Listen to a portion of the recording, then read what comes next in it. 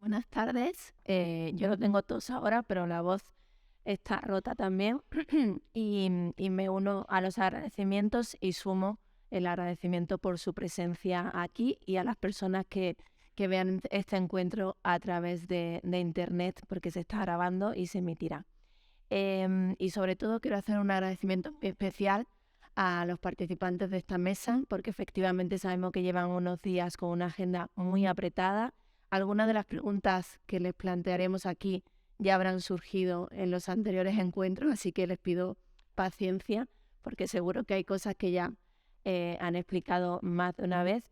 Y un agradecimiento especial por el privilegio que supone ser testigo, oyente de este encuentro, de 4 personas valientes, generosas, comprometidas con los derechos humanos y con la paz, en contextos muy diversos, pero muy complejos en todos los casos. Paso a presentarles.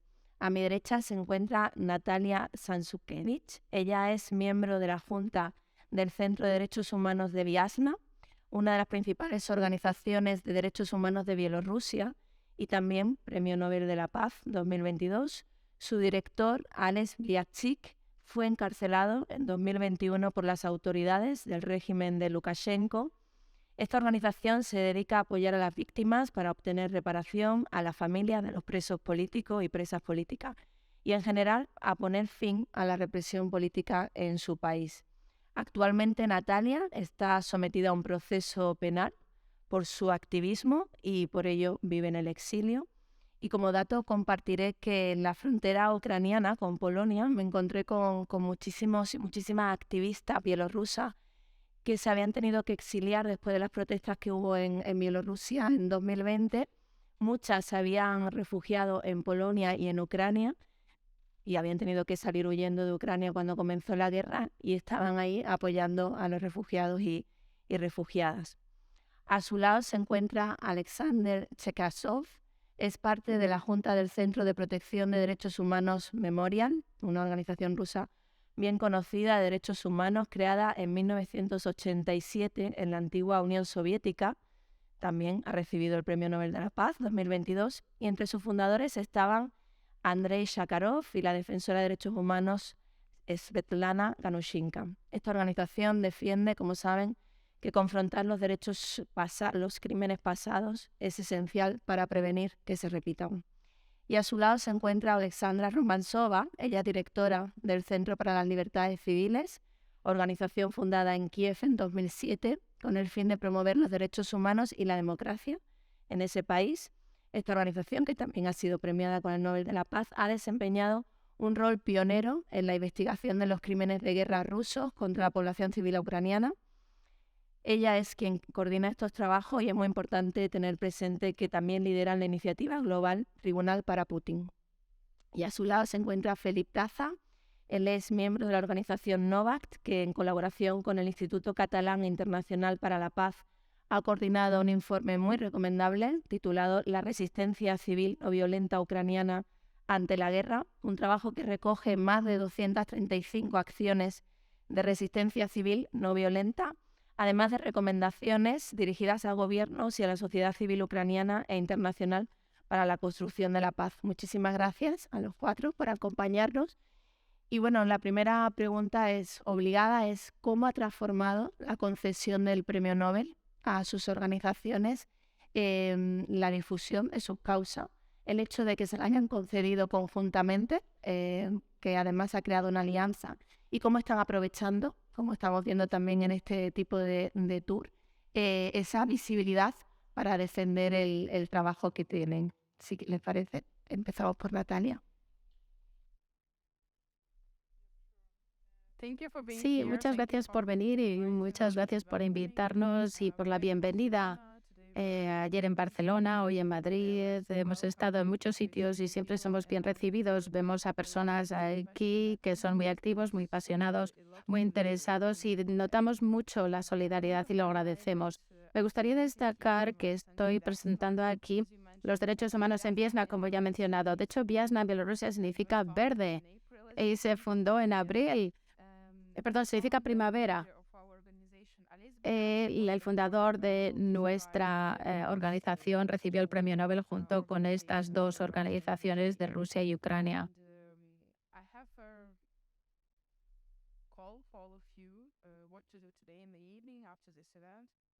Si yo tuviera que pedirles algo que hacer esta tarde después de este evento, pues como habéis dicho,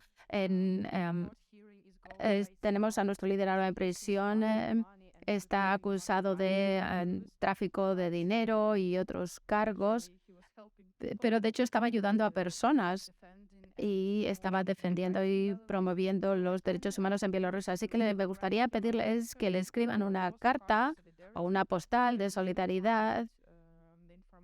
Se puede encontrar la información en nuestro sitio web para poder hacer eso, que es spring96.org. Se puede enviar desde España, desde cualquier sitio llegará a Bielorrusia y llegará al centro en el que está prisionero.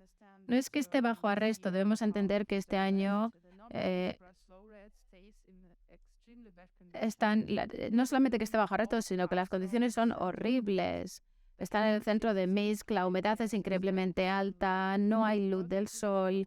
Por supuesto, tampoco les dan asistencia médica de calidad, la calidad de los alimentos también es mala.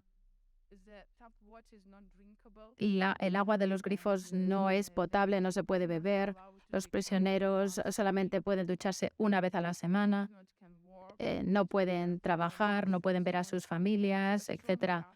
Por lo tanto, sí que les pido encarecidamente que hagan esto, que escriban una carta. Pueden hacerlo en cualquier idioma porque Google lo traduce. Hay más de... No solamente está él, hay otros 1.400 prisioneros políticos y todo esto sirve de apoyo a esas personas. Alexander.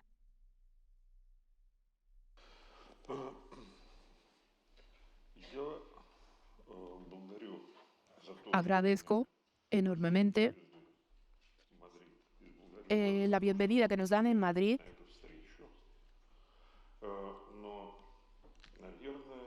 Posiblemente voy a intentar responder a una pregunta. Esa pregunta se ha planteado al principio de nuestra visita de aquí. Nos han ofrecido hablar sobre la paz. Andrei Dmitrievich Sájarov, en el año 1975, ha sido uno de los primeros copresidentes de nuestra institución memorial. Hace 50 años escribió en su artículo muy famoso que la paz, el progreso y los derechos humanos son tres pilares, es algo único, que no es posible una cosa sin las otras. La pregunta, el asunto es, ¿hasta qué punto aquello que se ha dicho hace 50 años para un premio Nobel de la Paz sigue siendo justo ahora? Hace 22 años, en primavera del 1999, en aquel momento cuando ha empezado el genocidio de los albaneses en Kosovo, nosotros tuvimos trato con los diputados del Bundestag de Alemania. Ellos dijeron que para ellos, para Alemania, después del 1945, lo más importante, el lema más importante ha sido nunca más la guerra, nunca más el fascismo. Ellos se han visto en una situación cuando el fascismo y el genocidio es el único medio de pararlo, es la guerra, que la paz y los derechos humanos y el progreso los derechos humanos. Cada uno tiene este aparatito, este device. Es un teléfono móvil. es el espía que se encuentra en nuestro bolsillo. Que esto sabe todo sobre nosotros, no nos defiende. Algo ha cambiado en esos 50 años. A veces, para luchar por los derechos humanos, no es obligatorio hacer la paz, contraer la paz. A veces sí que hay que luchar. Y eso es respondiendo a la pregunta que se ha planteado en nuestra reunión, en esa conversación de hoy. Considero que Dmitry Sahar no se va a enfadar, no se vaya a enfadar. Le gustaba discutir y debatir. Escribir las cartas a los presos políticos es importante. Y a los presos políticos de Rusia, igualmente, también es posible a través de los medios electrónicos. Allí las personas están detrás de las rejas, necesitan, y mucho, sentir que no están solos. To use your question for starting our speech. Me gustaría empezar diciendo que el comité del Premio Nobel este año decidió escoger 3 instituciones de distintos lugares y los 3 recibimos el premio porque piensan que la sociedad civil es la mejor posibilidad para evitar la guerra, porque creen que la sociedad civil que proporciona o que defiende los derechos humanos es una posibilidad que nos queda, que nos dice que no es algo comercial, no es una historia, no es una clase de historia, no es etiqueta, no es un gesto, que sea una costumbre, ¿no? Lo de tener los derechos humanos. No. Cuando empezaron a anularse los derechos humanos, cuando se redujeron, fue cuando empezó la guerra. Lo vemos en Bielorrusia hace ya más de 20 años, en la Federación Rusa, en los últimos 50 años. Y algunas veces cuando hablamos de la población y decimos la población apoya a Putin o mucha población apoya a Lukashenko, cosas así, bueno, pues ahí las personas que estamos intentando, que queremos ser parte de un Estado democrático, nos hacemos la pregunta de, bueno, ¿cómo es posible esto? Pero todas estas personas pues han sido críticas en otras ocasiones. Entonces es importante escuchar las preguntas críticas y escuchar. Es importante escuchar posturas incómodas. Por eso el Comité de los Premios Nobel tomó esta decisión. Yo les he preguntado, estoy segura. Y puso en el centro las organizaciones de los derechos humanos que luchan contra estos regímenes que escogen sus armas y que cambian la realidad y lo pasan a una realidad virtual. Entonces, ¿cómo aquí en España se pueden conectar con nosotros en Ucrania a través del estatus del Premio Nobel? Quizás algunos han venido aquí, nos escuchan, quizás solo porque nos ha seleccionado como ganadores del Premio Nobel. O quizás han oído hablar de nosotros en los periódicos, en la radio, en la televisión, porque empezamos a ser más populares y a hablar más alto. Y nos preguntamos, bueno, ¿de qué habláis? Bueno, pues Memorial lleva 50 hablando. Viesna lleva hablando más de 30 y ahora nosotros 15, somos los más jóvenes. Y hablamos de lo mismo. Es una pregunta, la pregunta es ¿a qué nivel y cuánto tiempo en nuestra vida diaria estamos preparados para hablar de los derechos humanos? A hablar, decir, bueno, ¿es suficiente con respetar, no sé, a lo mejor los derechos de una minoría o es suficiente con respetar otros derechos humanos? ¿Es suficiente concentrarnos en nuestro propio país, nuestra organización, nuestra misión? Pero ¿cuál es la razón de existir? Bueno, pues esta es la razón de existir de los premios Nobel, que se hable El estatus del premio Nobel nos da la posibilidad, como digo entonces, de hablar más alto en las comunidades europeas, también en los países, por ejemplo, de Japón, en los países escandinavos, en América.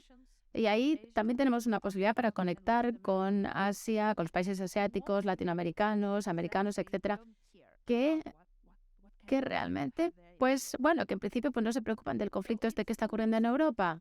Esto, bueno, pues es una posibilidad, puede que sea así. ¿Y cómo lo utilizamos? Pues intentamos utilizarlo. Tenemos tiempo hasta octubre, como ha dicho Natalia, porque en octubre habrá otros nuevos galardonados con el Premio Nobel de la Paz. Yo espero que esto siga interesando a todas las personas. Pero, en fin, seguimos eligiendo posibilidades para hablar y recordar que los derechos humanos no es exactamente lo que no es algo que lo creara la naturaleza, es un acuerdo entre las personas y esas mismas personas los pueden destruir si no luchan y los defienden. Ahora los ucranianos luchan por los derechos humanos y la democracia.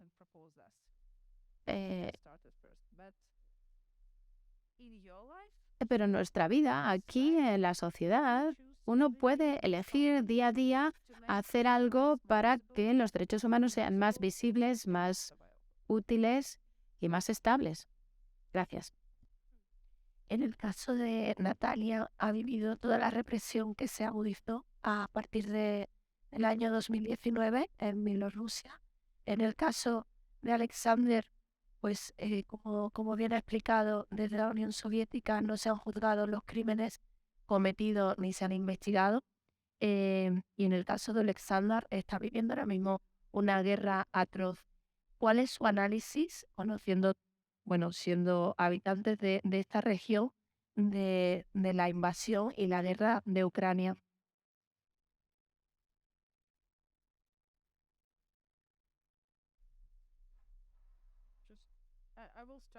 Empiezo yo.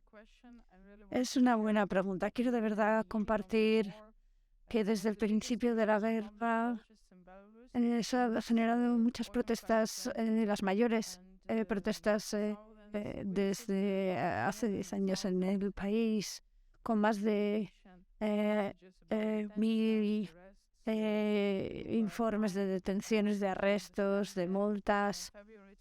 En febrero de 2022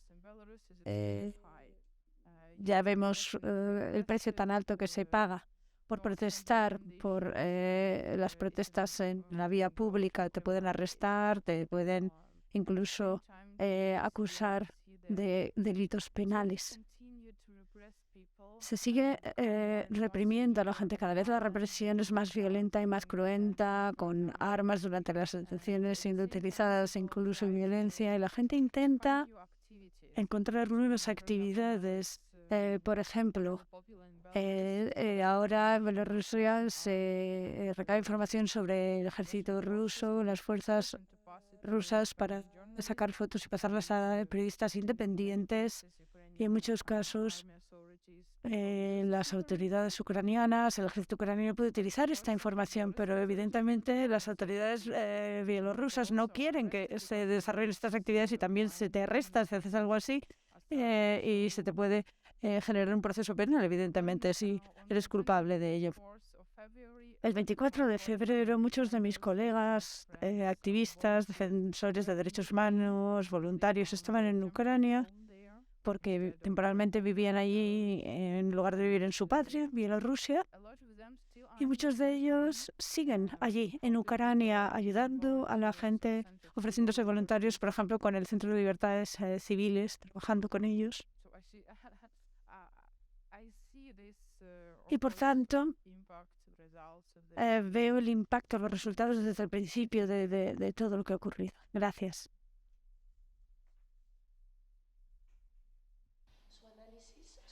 La guerra de Ucrania desde el punto de vista de cuáles son los objetivos de Putin.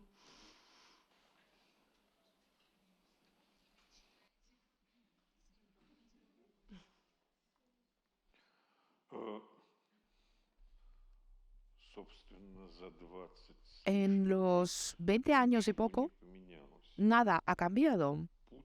Putin llegó al poder con la ola de la Segunda Guerra en Chechenia. Y ahora está haciendo aquello con lo que había empezado.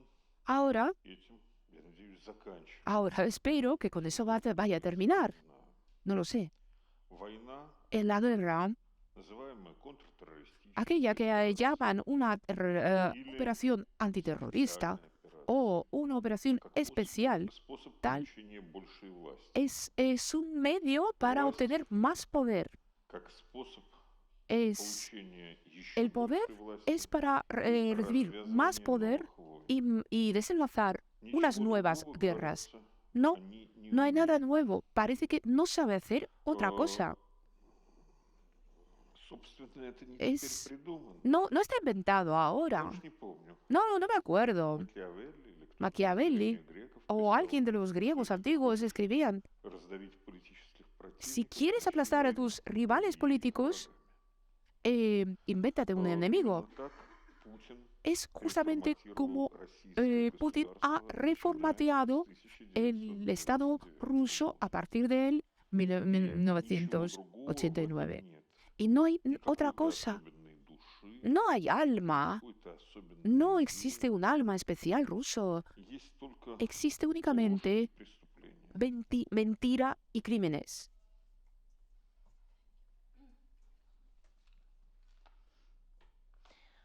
¿Cuál es, en su opinión, la posible análisis de la guerra de Ucrania?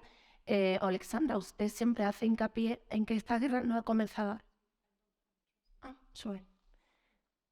Ahora sí. Siempre hace hincapié en que esta guerra no comenzó hace un año, sino en 2014. ¿Cuál es su análisis sobre el origen de esta guerra y cuáles cree que son los objetivos de la invasión?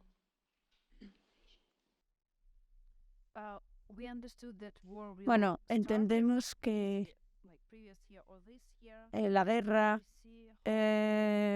empieza el año pasado cuando vemos el progreso de lo que ocurre en la Federación Rusa. No somos el principal motivo de la guerra de Putin, sino que el motivo es que Putin quiere mantenerse en el poder y escoge una estrategia que pone a la población de la Federación Rusa en una situación en la que tienen que conformarse con lo que se les da todo el rato. Se les habla de supuestos terroristas. Anetsev, por ejemplo, que es un director de cine ucraniano al que se acusó de ser terrorista.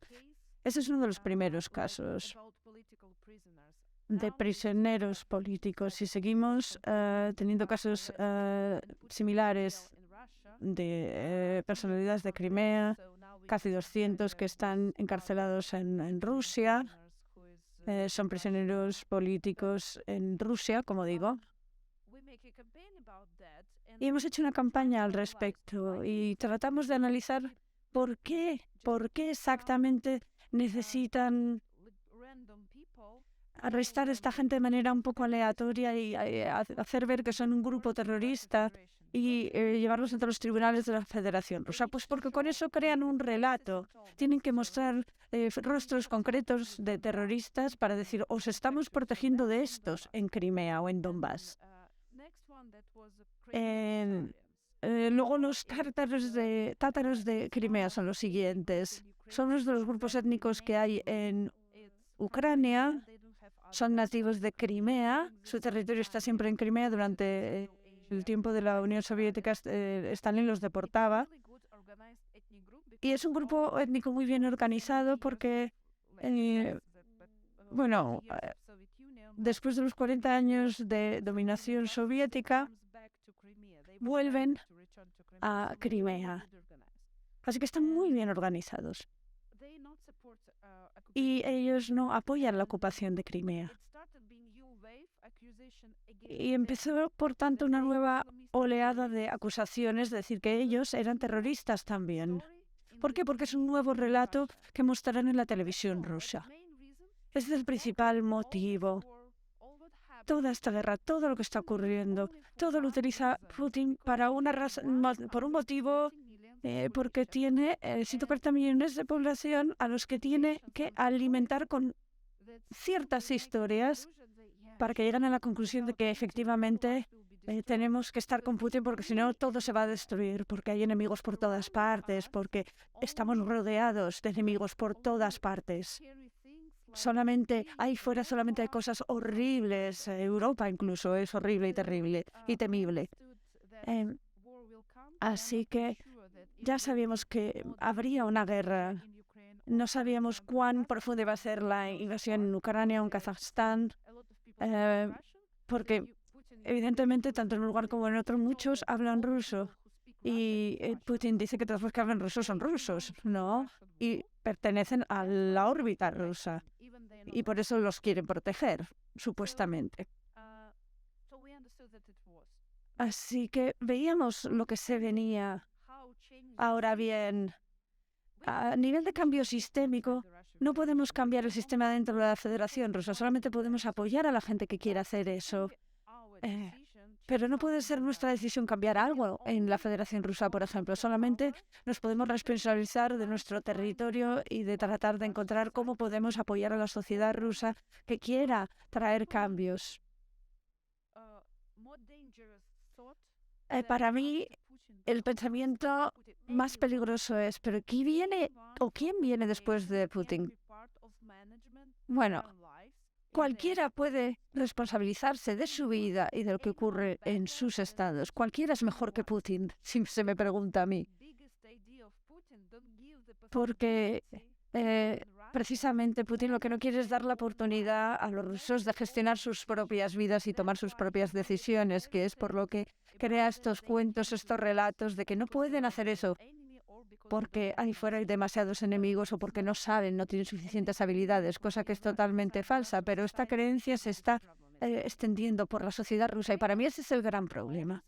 Los ucranios, en cambio, son muy aficionados a autogestionarse. Con facilidad podemos, por tanto, mostrarles a los rusos que se puede hacer, que podemos ser responsables de nuestras propias vidas, podemos mostrar a otras organizaciones, a vecinos, a gente que conozcas cómo te puedes autoorganizar sin necesidad de grandes estructuras ni de mucho dinero, que es por lo que a Putin no le gustamos, creo desde el principio. Desde los 90, bueno, pero sobre todo desde 2004. Yo diría que es la primera vez en la que empieza a notar que somos peligrosos, por así decirlo. Es lo que se llama el primer Maidán, pero es nuestra segunda revolución, decimos nosotros. La revolución naranja. En ese momento, los ucranios, durante el invierno, y tenemos unos inviernos muy fríos, salimos a esta plaza y ahí tuvimos la posibilidad por primera vez de pedir una democracia respetable, verdadera. No es que hayamos siempre tomado las decisiones correctas a lo largo de este proceso, pero por lo menos el proceso democrático ha sido posible. En la Bielorrusia rusa, por así decirlo, ese paso nos ha podido dar. Y evidentemente a raíz de eso ya a Putin no le gustábamos nada, podemos decir. A incorporarse a la conversación a Felipe como representantes de organizaciones de la sociedad civil. ¿Cuáles son las salidas a este conflicto que ven? ¿Qué pasos creen que son necesarios más allá de que acabe la invasión y que Putin deje de ordenar los ataques a Ucrania? Pero ¿cuáles creen que son las salidas que puede tener esta guerra? Si quiere, puede comenzar, Felipe. Bueno, el informe que hemos elaborado ha sido el resultado, digamos, de unas 60, 70 entrevistas a expertos, a académicos, profesores de Gerson, activistas, movimientos sociales. Y en la línea que preguntaba ahora mismo Alexandra, todos coincidían que, digamos, una de las principales amenazas para Putin es la consolidación de la democracia en Ucrania. O sea, esas revoluciones que comentaron, la Revolución Naranja, la Revolución Maidán, han sido como diferentes picos de ese desarrollo democrático, de esa revolución, de ese proceso de emancipación social del pueblo ucraniano. Y esa consolidación de democracia es una amenaza para el pueblo, para Rusia, que que puede servir también como ejemplo para otros países como Bielorrusia, como un ejemplo, como un mirarse al espejo y poder avanzar también en ese proceso. Yo creo que viendo un poco las vías de poder solucionar o transformar este conflicto, creo que es fundamental seguir apoyando esos movimientos sociales, ese proceso de la sociedad civil. En primer lugar, poner en valor las acciones no violentas que se están realizando en las zonas bajo ocupación.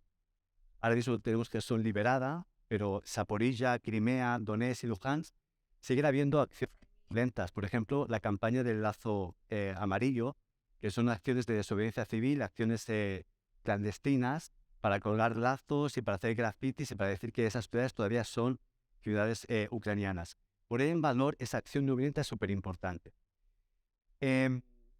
Otro elemento fundamental es la unidad del pueblo ucraniano. Sin la unidad del pueblo ucraniano no se va a conseguir la victoria.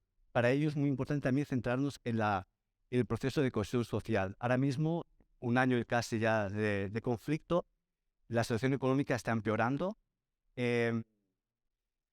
Hay riesgo de un colapso económico, digamos, en el país, y eso evidentemente podría fragmentar, polarizar aún más la sociedad ucraniana. Es un peligro. Y eso yo creo que hay que apoyar, digamos, en términos económicos, políticos, sociales, a esa unidad. Una unidad que, y lo apuntaba también Alexandra, es una unidad que no representa solo, digamos, a un grupo étnico. Se representa a una entidad ucraniana multicultural. Ella ha comentado una de las minorías, los tártaros de Crimea, pero hay también otras minorías. Esas comunidades también están en ese proceso de resistencia. Y el pueblo ucraniano, o sea, no lucha, evidentemente, por la democracia, es un elemento fundamental, pero también lucha por un proceso de emancipación social y de autodeterminación contra un imperio, el imperio ruso. Por tanto, yo creo que sea fundamental también apoyar ese proceso. Y por último, creo que la cooperación regional es fundamental. Ellos son el ejemplo de que las relaciones de trabajo llevan ya décadas en funcionamiento, pero ahora mismo se están tejiendo nuevas relaciones entre activistas, por ejemplo, activistas antimilitaristas rusos que han escapado del país, que están en Georgia, que están en Lituania, en los países bálticos. Ahí se están creando espacios de cooperación entre bielorrusos, rusos y ucranianos, en Polonia y en otros lugares. Creo que es fundamental apoyar esos procesos, no tanto de diálogo, sino de acción de nuevas narrativas, de lucha contra la propaganda, de lucha contra esas narrativas militaristas. Y creo que esa parte de cooperación regional es fundamental también. Natalia, ¿cuáles son los pasos a seguir que considera que hay que dar para dar una salida a esta guerra, para acabar con la guerra? I'm sorry, maybe it's not my cup of tea. Ah, I know that bueno, it's our responsibility creo que es nuestra responsabilidad to support people. respaldar a la gente, como decía, respaldar a los prisioneros políticos, respaldar a los que están en Bielorrusia, que se oponen al régimen, los que se han marchado del país también, se han marchado de Bielorrusia, que están aquí en España también, por ejemplo, la diáspora, de gente que ya lleva años viviendo en otros países, pero la mayoría en agosto de 2020 han empezado a activarse muchísimo con demostraciones y manifestaciones voluntarias en Madrid y en muchas ciudades, etcétera. Por ejemplo, respaldando a la sociedad civil. Evidentemente, haciendo un llamado también no solo a la gente, sino a los miembros de los parlamentos, a los políticos, para que se movilicen en España y en otros lugares. Para expresar solidaridad.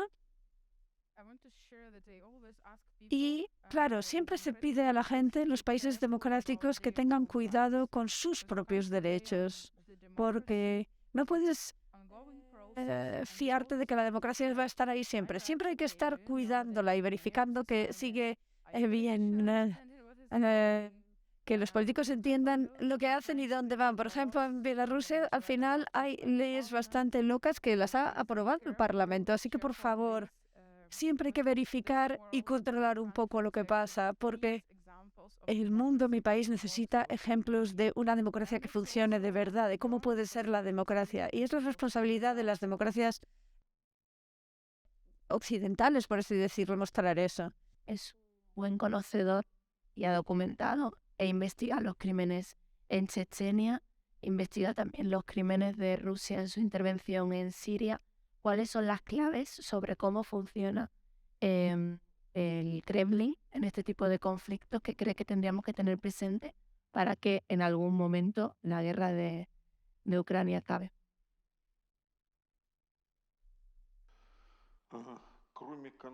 Además de crímenes concretos y actos concretos, la destrucción de ciudades, pueblos, ataques a los hospitales y otros objetos civiles, existe unas circunstancias muy especiales. La mentira y el cambio de concepto, el disfraz de los conceptos, a veces se vende bien a los políticos en Occidente. La creación de realidad artificial y con rasgos de naturalidad es algo frecuente en el conflicto con Ucrania. Se han creado dos regiones, Lugansk y Donetsk. En esas regiones no había ningún movimiento separatista. Repúblicas populares, repúblicas populares. Se habían hecho unos referéndums ficticios y durante las negociaciones con los gobiernos de Europa ocurrió de alguna manera que Ucrania tenía que dialogar con estas dos entidades totalmente artificiales y Rusia, que es una parte del conflicto, se encuentra fuera de este proceso y es una especie de garante de las negociaciones, por ejemplo, con Francia o con Alemania. Probablemente esto es como un truán que hace todo tipo de juegos y malabarismos con sus barajas y cartas. Lo mismo pasó en Chechenia, cuando Moscú dice, no, Chechenia tiene problemas interiores, ante todo tienen que resolver sus problemas nacionales. Y de esa manera también se habían creado unos conflictos durante los cuales, por ejemplo, en Chechenia o en Siria, se firmaban paz con pueblos, pero es que los pueblos no van a la guerra. Son los militares, grupos militares paramilitares, y con ellos no se ha firmado nada. Simplemente estos pueblos se convirtieron en rehenes durante una negociación ficticia con garantías que es imposible garantizar. Por lo cual, este arte de creación de una realidad ficticia engaña hasta a los países europeos, y estos acentos yo creo que hay que tenerlos muy en cuenta.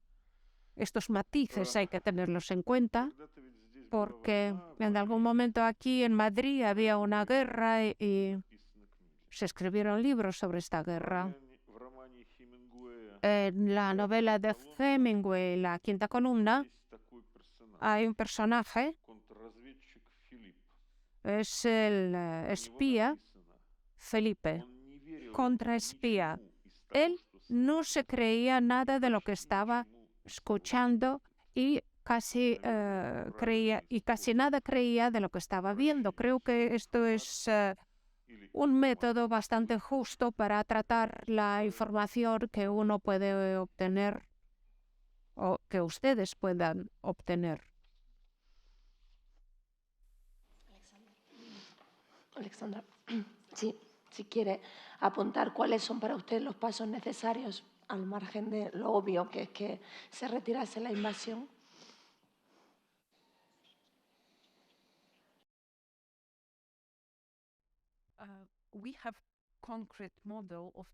Tenemos un modelo concreto de paz para todo el territorio. Primero, que el territorio no esté ocupado y que no se sufran los crímenes de guerra cometidos por los rusos. Evidentemente, pero se trata asimismo de crear un tribunal internacional contra la agresión, porque primero los responsables tienen que ser los que toman las decisiones políticas y administrativas de iniciar la agresión en 2014 y la invasión en el 24 de febrero ya de 2022, ¿no?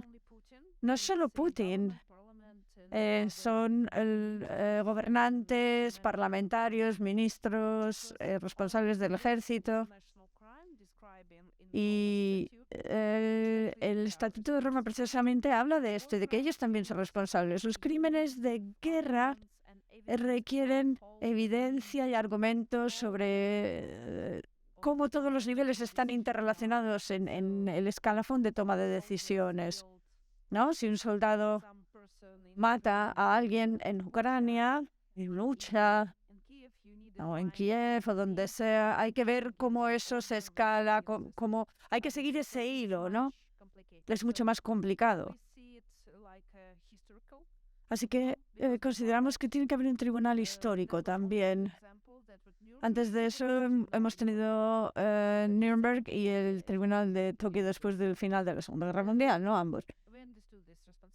Y entendemos que esa es una responsabilidad que tenemos y creemos que es una posibilidad no solamente para que se haga justicia con los ucranianos, sino también para otros que han sufrido agresiones de los rusos en Siria, en Zanzíbar, en Chechenia, en Georgia, en Moldavia, en otras áreas de conflicto donde los rusos han desencadenado esos conflictos entre Kirguistán y Tazajistán, entre Armenia y Azerbaiyán, entre Moldova y sus vecinos igualmente.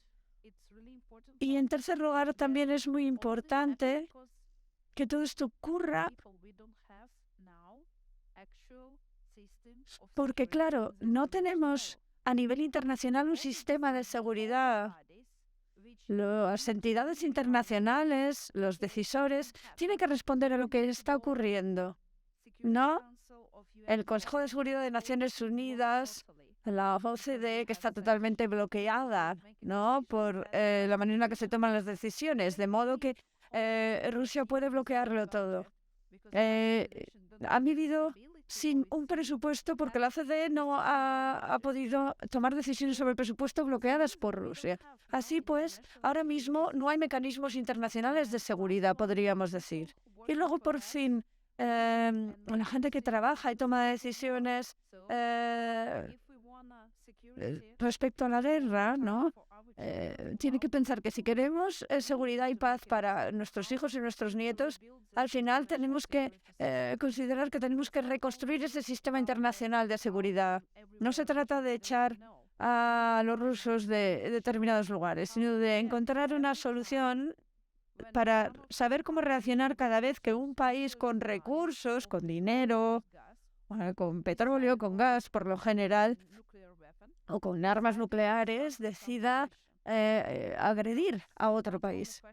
No es el tema de ahora, Ucrania y Rusia, solo de lo que hablamos y la reacción que se debe de plantear ante esta situación, sino pensar en este tipo de agresores y cómo tomar decisiones ante sus acciones. Para que haya paz en Ucrania, evidentemente, necesitamos que vuelvan los prisioneros de guerra, los civiles, miles de personas, niños que se han tenido que desplazar, que puedan volver a su casa en Kiev y en otros lugares del país, evidentemente, no solo en Kiev.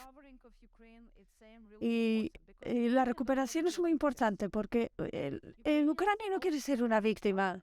Queremos ser socios, no víctimas de nada. Tenemos soluciones, tenemos decisiones, tenemos capacidades, tenemos propuestas respecto a cómo podemos vivir nuestras vidas de la mejor manera posible. Tenemos ideas que podemos y queremos materializar. Queremos verdaderamente ser parte de una Europa y una familia europea diferente y llena de color. Así que la paz sería eso, y es por lo que trabajamos, para tener eso. Y evidentemente necesitamos apoyo para que eso se haga realidad. Alexander, nos llegan regularmente imágenes, bueno, todas las que pueden llegar, de miembros de la sociedad civil rusa que se manifiestan en apoyo a la población ucraniana asumiendo muchos riesgos, y las noticias que nos llegan es que muchas de esas personas que se han manifestado en contra, también en contra de que los chicos rusos fuesen a la guerra como soldados, muchas madres, pero también en contra, por ejemplo, del último ataque en la ciudad de Dnipro, se enfrentan a la cárcel, ¿no? Como forma de represión. ¿Qué papel realmente y qué dimensión tienen este tipo de protestas dentro de Rusia en solidaridad con Ucrania?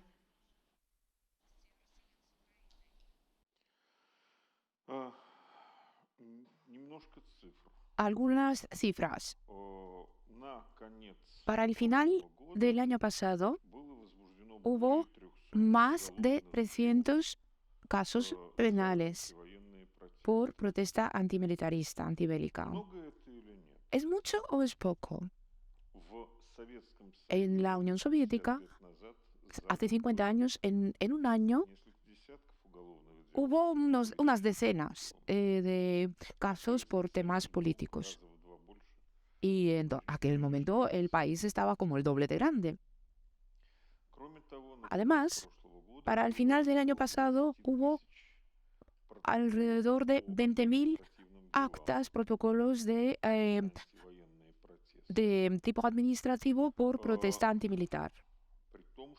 Y eso, si contamos con que tú recibes un segundo protocolo de ese tipo, ya se convierte en causa penal. Es decir, en total, según nuestras listas, hay 520 presos políticos en Rusia. No es mucho, no es tanto como en la época de Stalin, pero más que cuando estaba Brezhnev o Andropov al poder. Es decir, la escala de las represalias del país, ante todo contra el movimiento antibélico, es grande y hay resultado. Es decir, no hay protestas de masas, de centenares de miles de personas que salgan a la calle, como pasó, por ejemplo, en enero del 1991, cuando los tanques estaban por las calles de Vilno. Allí, manifestaciones tan masivas como entonces, no los hay ahora, porque anteriormente, con anticipación a la guerra, durante decenas de años se establecía un régimen de control muy represaliado contra la sociedad civil. Y era un control no tan de tantas represalias, sino discusión de una discusión sobre los medios de comunicación masiva, sobre la población. El poderío de la propaganda de Putin supera las posibilidades de la propaganda de Brezhnev, de propaganda de Stalin. En algún momento habrá que hacer algo con eso. Y más valor tiene cada persona que se haya pronunciado en contra de la guerra, porque sabe qué es lo que se arriesga. Yo voy a decir unos cuantos apellidos. Mi amigo Mikhail Krieger, que no se temía decir con lo que piensa, y en el momento actual se le juzga por un crimen terrorista. Mikhail ha dicho que, porque ha dicho, él escribió, no me niego a ver cómo van a ejecutar a Putin. Alexei Gornov es un diputado municipal, dijo en una reunión municipal que ¿cuáles puede haber? ¿Qué fiestas infantiles cuando en Ucrania mueren los niños debajo de las bombas? Ilya Yashin, que escribió sobre Bucha, Y ahora ellos lo llaman fake news sobre el ejército. Alexei Navalny, que está ya el tercer año, está en la cárcel. Para cada posibilidad que tenga de decir algo para la libertad, para decir algo sobre la guerra. Él dijo algo que nadie pudo haber dicho ni hace un año. Si para hacer una guerra hay que llenar las cárceles, vamos a llenar las cárceles. Navalny está en la cárcel. Y hay más, y hay centenas de personas que están en la cárcel. Son personas dignas que no son capaces de cambiar la situación actual. Pero recordamos que al Dios del Antiguo Testamento, él dijo, no voy a derruir la ciudad de Sodoma, si ahí por lo menos va a haber 20 justos. Justamente esos justos son los que salvan mi ciudad. Perdón, disculpas. Natalia, en el caso de Bielorrusia, cuando comienza la invasión de Ucrania, hay manifestaciones en solidaridad con el pueblo ucraniano que son rápidamente reprimidas y muchos de esos ciudadanos y ciudadanas bielorrusios encarcelados. ¿Hay posibilidad realmente en un estado tan represor de desarrollar actividades en solidaridad? Y ahora ya la pregunta la extiendo al resto de participantes. ¿Hay posibilidades de crear estrategias de solidaridad entre la sociedad civil de los tres países en solidaridad con el pueblo ucraniano? I strongly believe in solidarity. I feel it's like a real instrument. Tenemos que buscar instrumentos reales, acciones reales. Y tengo un ejemplo, Alex Pilas, que fue un premio Nobel, también líder de nuestra organización. Hoy está arrestado y es su segundo caso penal. El primer caso fue en 2011, el 4 de agosto. Desde su detención, este día fue reconocido como el Día Internacional de la Solidaridad con la Sociedad Civil de Bielorrusia. Se fundó junto con Rusia y Ucrania, con organizaciones de todos estos países, y normalmente y constantemente recibimos apoyo entre nosotros. Nos ayudan a llamar la atención sobre este tema en la medida de lo posible. Entonces sí, es posible. Quizás ahora no tengamos ideas concretas y específicas sobre qué hacer. Por desgracia, estamos muy ocupados, pero tenemos que hacer todo lo posible. Tenemos que centrarnos, no obstante, primero en lo más candente. A veces no tenemos suficiente tiempo, recursos, energía, pero desde luego que puede haber una decisión común entre todos. Gracias.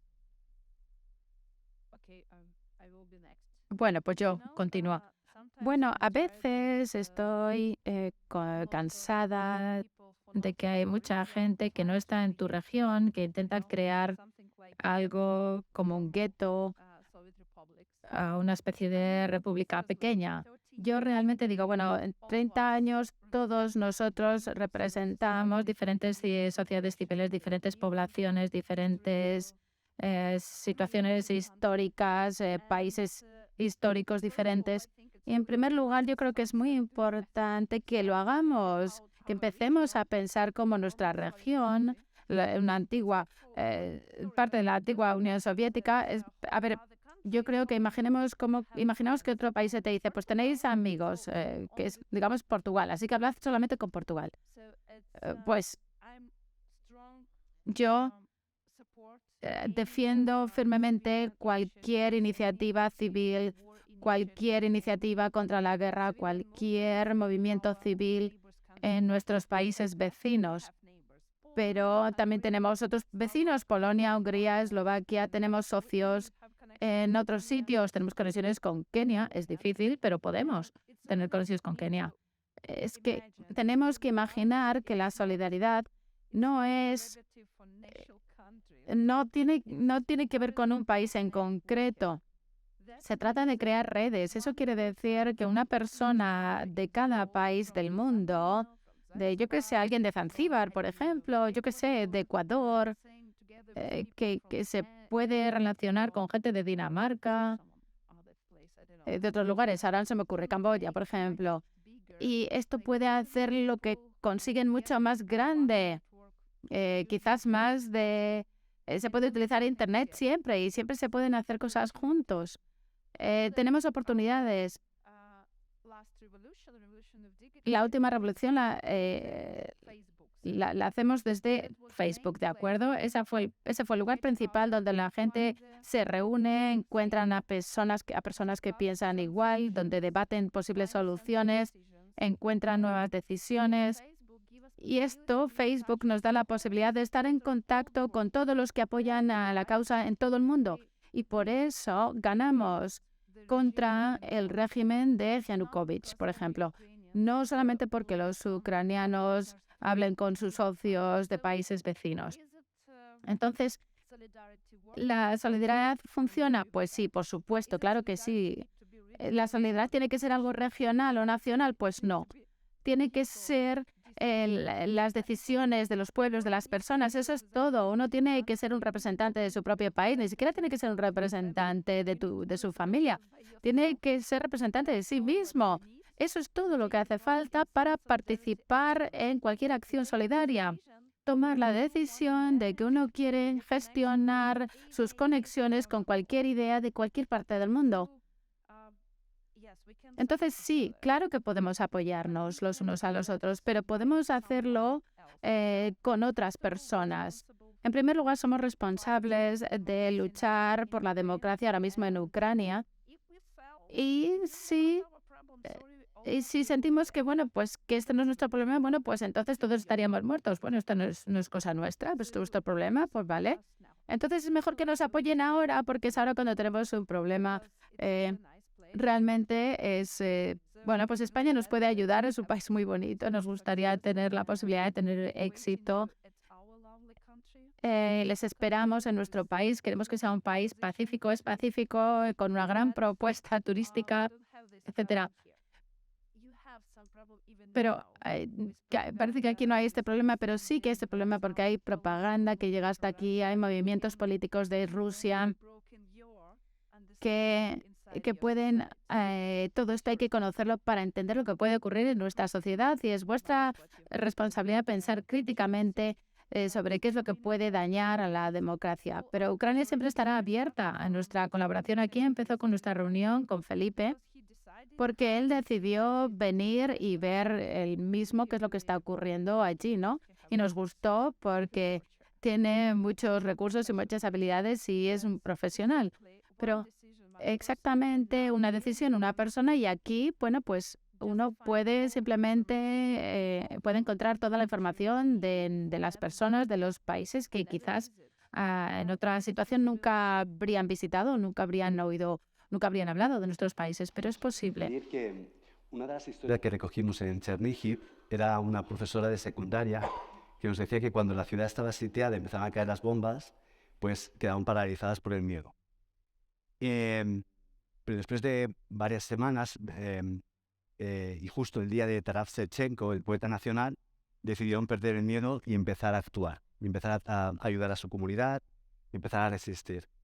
Y yo creo que la violencia, la represión y el miedo que los dictadores están inyectando, Lukashenko o Putin, en cada país, está acelerando también otros procesos, ¿no?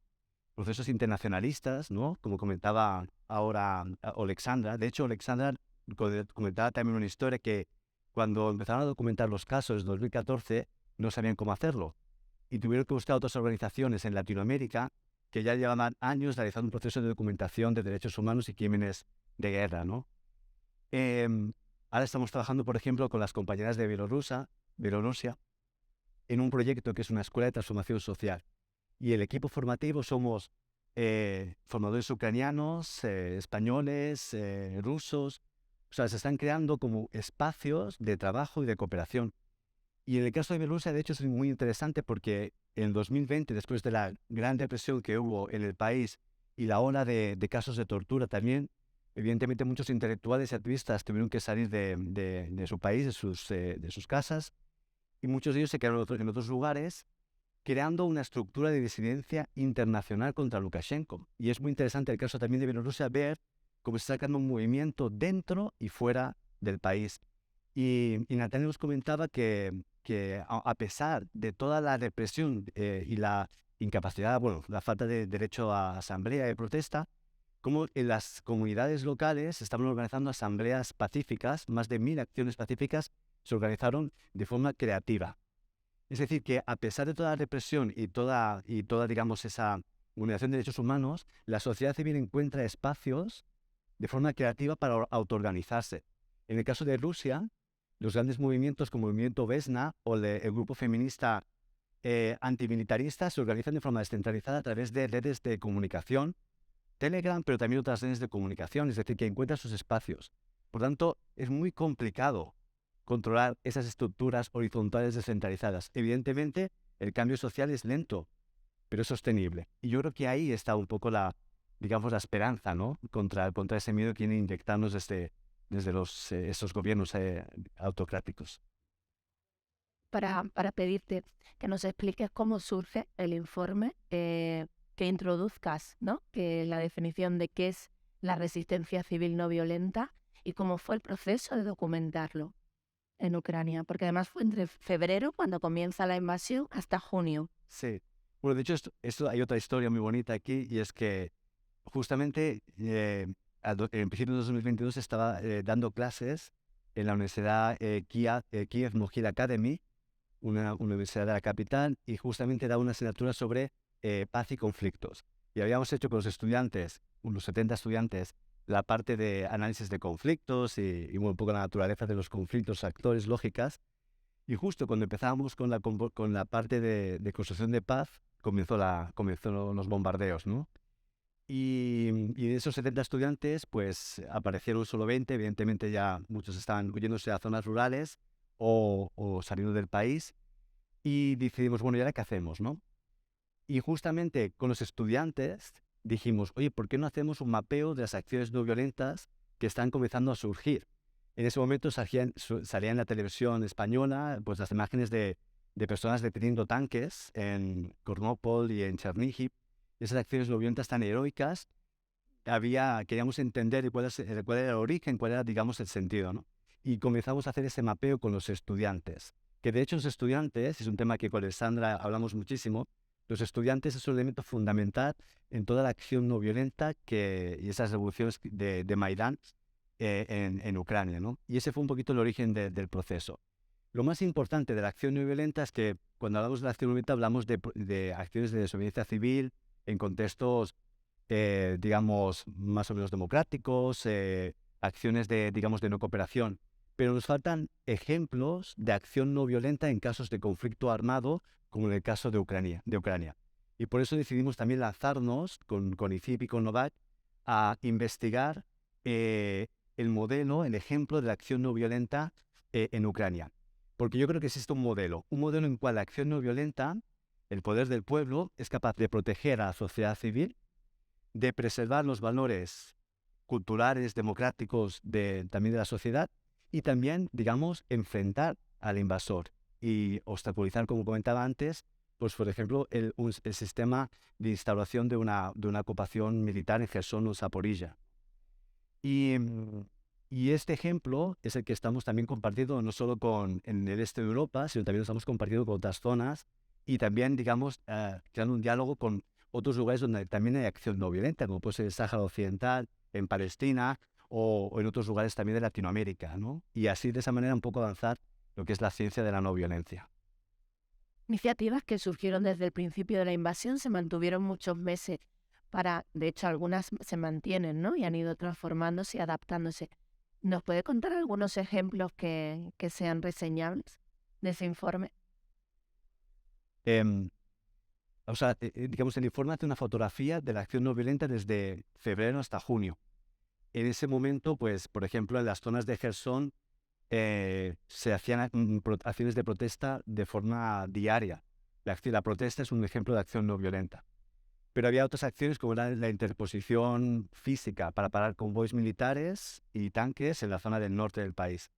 Y luego acciones de desobediencia civil, donde los funcionarios públicos se negaban a cooperar con los ocupantes, por ejemplo, para dar el censo, para poder organizar el pseudo referéndum en esas zonas, o, por ejemplo, digamos, facilitar procesos administrativos, etc. Pero también los profesores hicieron desobediencia y se negaban, digamos, a seguir el currículum ruso en ese proceso de adoctrinamiento. La represión aumentó muchísimo y hemos visto cómo ha pasado a una acción no violenta clandestina. Ahora en Zaporilla o Donetsk y Luhansk es muy peligroso realmente, digamos, hacer ese tipo de acciones públicas, pero en cambio en Crimea estamos viendo cómo las comunidades tártaras están organizando acciones de resistencia cultural. Salir a la calle con banderas ucranianas, de hecho, o cantar también canciones ucranianas, digamos, en Navidades, que también lo hicieron, o mostrar símbolos de su cultura, ¿no? Y eso es un componente que es fundamental, creo, en términos de la resistencia, y como comentaba antes, vinculado con preservar los valores y la cultura de un país. Y ahí la acción no violenta pues tiene un rol fundamental. Con este capítulo, ¿cuáles serían los referentes históricos más importantes de acción de resistencia civil no violenta que podrían seguir aplicándose en el contexto de la guerra de Ucrania? Bueno, por ejemplo, y brevemente también me gusta, porque muchas veces con Alexandra y también con Natalia y con Alexandra hablamos también un poco del futuro de acción no violenta. Al final, como comentaba, es un proceso igual que todavía hay una infraestructura y una industria armamentística, la sociedad civil estamos construyendo toda esa infraestructura de la acción no violenta y esa ciencia, ¿no? Y tenemos diferentes. Para comenzar, en el Sáhara Occidental han tenido mucha experiencia de acción no violenta clandestina. O Aminetu Haidar, por ejemplo, ha sido un referente de la acción no violenta, digamos, en ese país. En Palestina ha habido también acciones no violentas muy fundamentales. Pero evidentemente los referentes, los padres de la acción no violenta, pues son Gandhi. En el caso de Europa, Lanzo del Basto, digamos, introdujo la acción no violenta, digamos, en Europa, que se reflejó luego en el movimiento de objeción de conciencia en España.